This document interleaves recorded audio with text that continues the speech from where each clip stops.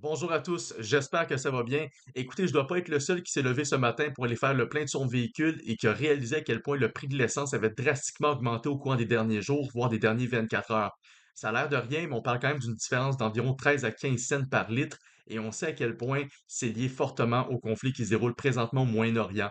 Certains d'entre nous ont même un sentiment de déjà-vu parce qu'on se rappelle de 2022 avec l'invasion de l'Ukraine qui a également donné place à une crise énergétique mondiale et qui a fait en sorte que le prix de l'essence avait atteint plus de 2 $ par litre d'essence selon les différentes régions du Québec. On se rappelle également en 2022 à quel point le gouvernement du Québec de François Legault n'avait absolument rien fait pour protéger le portefeuille des automobilistes québécois, contrairement à ce qui avait été fait dans d'autres juridictions canadiennes comme Terre-Neuve et Labrador, l'Ontario, le Manitoba ainsi que l'Alberta.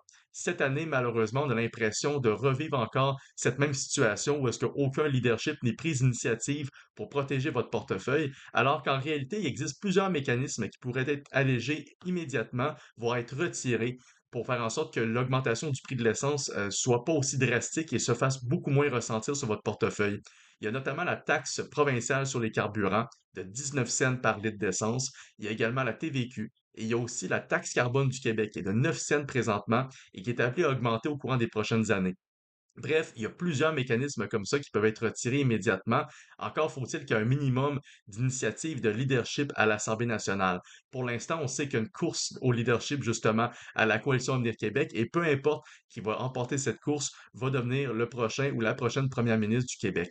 Et dans ce cas-ci, ben, on ne peut pas attendre que cette course-là soit complétée. On ne peut pas attendre que la situation se résorbe d'elle-même. Il faut qu'il y ait une initiative claire qui soit prise dès maintenant pour protéger votre portefeuille. Alors, je vous invite à partager cette vidéo et à signer notre pétition pour maintenir la pression et demander l'abolition de la taxe carbone une fois pour toutes au Québec, non seulement pour enfin venir à bout de cette injustice qui dure depuis le 1er avril 2025, quand la taxe carbone fédérale a été abolie dans toutes les autres provinces, alors qu'au Québec, on est maintenant les seuls à la payer, mais également de faire en sorte que votre portefeuille soit protégé face à ce nouveau choc pétrolier. Donc, partagez en masse, maintenez la pression et faisons en sorte que cette pétition se rende jusqu'aux oreilles et aux yeux des décideurs à l'Assemblée nationale. Merci à vous.